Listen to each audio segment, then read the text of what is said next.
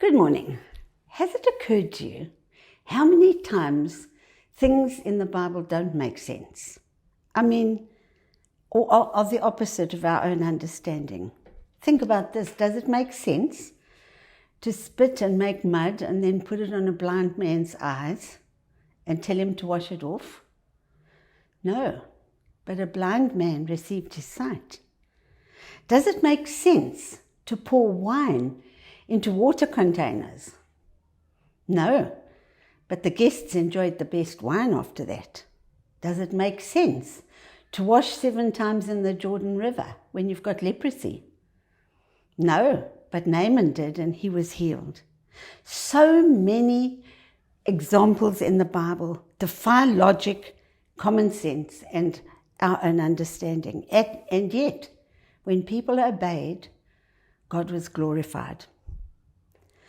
So I say it again, trust in the Lord with all your heart. Do not lean on your own understanding. In all your ways, acknowledge him, and he will make your paths both plain and straight. And today I'm going to tell you a story. When I was in Bible school, I used to go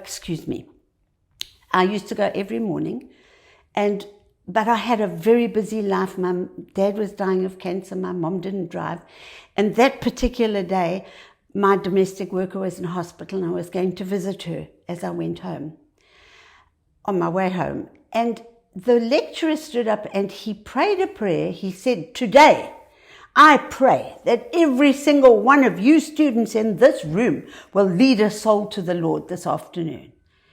And I thought, whoa, that was an ambitious prayer. I couldn't even really agree with it. I thought, how is that going to happen in my busy life? And I got in my car and I drove through heavy traffic, Joburg traffic, to get to the general hospital. And I had to then find where my domestic worker was in this enormous maze of wards and everything. And when I found her, she said to me, "Oh, please go to the lady in the far corner of the ward. She's just been told that she's got 6 months to live and she's very distressed." And I told her, "You would pray for her." And I thought, oh, no, I don't have time for this. This is, oh my goodness. But I went. And the lady in the corner was in distress. And I said to her, "May I pray for you?" And she said, "No, I actually am not a churchgoer. I don't go to church. I don't believe in God. And I don't think he cares for me." And I said to her, "Well, I can tell you he does care for you." And I shared the gospel with her. And I told her that she would be forgiven and she would be given a new heart. And I said, "May I pray with you? Would you like to receive Jesus as Lord?" And she said, "Yes, I would."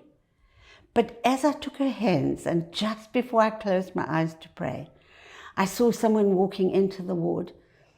And I kind of knew it was her daughter. And I thought, oh, I shouldn't be doing this. This is like interfering in people's lives at the most awful time. But I didn't lean on my own understanding. I closed my eyes, ignored the daughter, and I prayed with this lady. And she received Jesus into her heart. She prayed with me. And when I opened my eyes, the daughter was in floods of tears. And she said to me, "My mom has been so anti-Christian her whole life." And she said, now she's been diagnosed, I'm her only daughter. And she said, "I was so distressed. I went to my Bible study and all the girls gathered around me and they prayed.